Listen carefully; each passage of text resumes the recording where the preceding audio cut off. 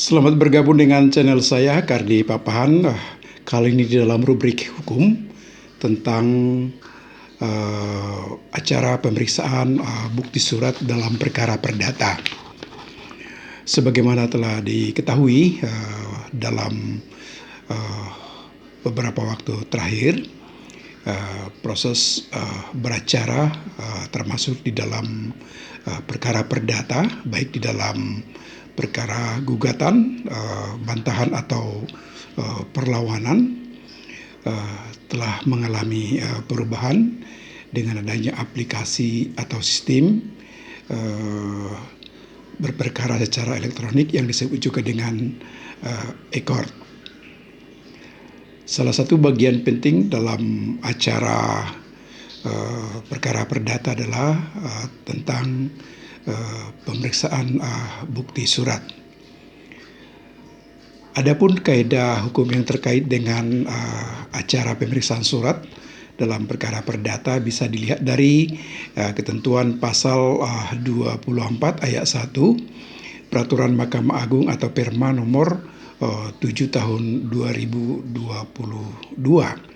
Di sana dikatakan, sebelum persidangan dengan acara pemeriksaan bukti tertulis, para pihak telah mengunggah dokumen bukti surat yang telah bermaterai ke sistem informasi perkara.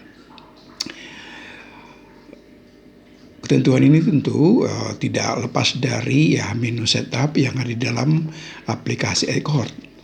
Setiap menu setup di dalam sebuah sistem atau aplikasi tentu dirancang dengan tujuan yang telah ditetapkan terlebih dahulu. Dengan ada asumsi, misalkan di dalam menu setup, aplikasi e-court harus terlebih dahulu mengupload atau mengunggah bukti surat yang telah dibubuhi dengan materai atau telah diproses melalui nuzzling. Ya tentu ada tujuan-tujuan yang diharapkan dari proses tersebut. Baik itu misalkan di dalam konteks dual control, transparansi, dan lain sebagainya. Berbicara masalah acara pemeriksaan bukti surat di dalam perkara perdata, ya memang di dalam kejadian-kejadian tertentu, baik di sisi penggugat atau pembantah atau pelawan, misalkan diduga masih ditemui yang belum melakukan upload atau unggahan terhadap bukti surat sebelum persidangan dimulai, padahal kaedah pasal 24 ayat 1 Perma nomor 7 tahun 2022 sudah jelas mengatakan, sebelum persidangan dengan acara pemeriksaan bukti tertulis, para pihak telah mengunggah dokumen bukti surat yang telah bermaterai ke sistem informasi perkara. Bagaimana seandainya jika pihak yang menyampaikan bukti surat atau bukti tertulis, baik misalkan penggugat atau pembantah pelawan, belum mengupload atau belum mengunggah bukti surat sebelum sidang dimulai. Kalau dilihat ketentuan atau kaidah hukum di dalam pasal 24 ayat 1 Perma nomor 7 tahun 2022, ya salah satu resolusi jika misalkan pihak yang menyampaikan bukti surat atau bukti tertulis belum mengupload atau mengunggah bukti suratnya ke sistem informasi perkara di dalam aplikasi e-court, bisa dengan mengajukan permohonan supaya sidang ditunda ke minggu berikutnya melalui majelis hakim yang memeriksa.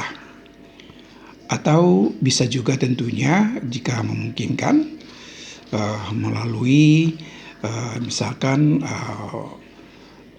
permohonan atau permintaan supaya sidang diskors dalam waktu tertentu sampai pihak yang menyampaikan bukti surat di dalam suatu persidangan dengan acara pemeriksaan bukti tertulis atau bukti surat mengupload atau mengunggah bukti surat dengan tentunya persetujuan dari hakim yang memeriksa perkara terkait jika itu memungkinkan dilakukan.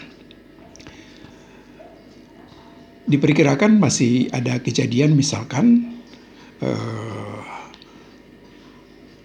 pihak yang tidak mengunggah atau pihak yang belum mengupload bukti surat di persidangan, misalkan langsung menyerahkan di persidangan dan diduga setelah diserahkan bukti surat di dalam persidangan fisik baru dibuka atau diduga dibuka kesempatan mengupload atau mengunggah bukti surat yang telah diverifikasi di persidangan setelah misalkan sidang fisik ditutup.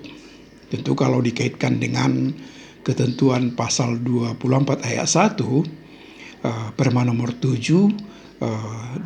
2022, maka dapat dikatakan bahwa kondisi tersebut tidaklah masuk di dalam cakupan ketentuan pasal 24 ayat 1 Perma nomor 7 tahun 2022. Sehingga memang di dalam persidangan pemeriksaan bukti surat ada baiknya memang konsisten dijalankan dan dipastikan aplikasinya berjalan sebagaimana mestinya. Sebelum persidangan, pihak yang menyampaikan bukti surat atau bukti tertulis dapat mengupload atau mengunggah bukti surat sebelum persidangan dimulai, karena seperti yang disampaikan, sebuah aplikasi dengan menu setup yang telah ditetapkan dibuat demikian ada tujuan-tujuan yang bisa diharapkan baik dalam dual control atau transparansi atau di dalam rangka kepentingan audit perkara melalui aplikasi atau sarana elektronik. Sekian dan terima kasih dari saya, Kardi Papahan. Salam sukses.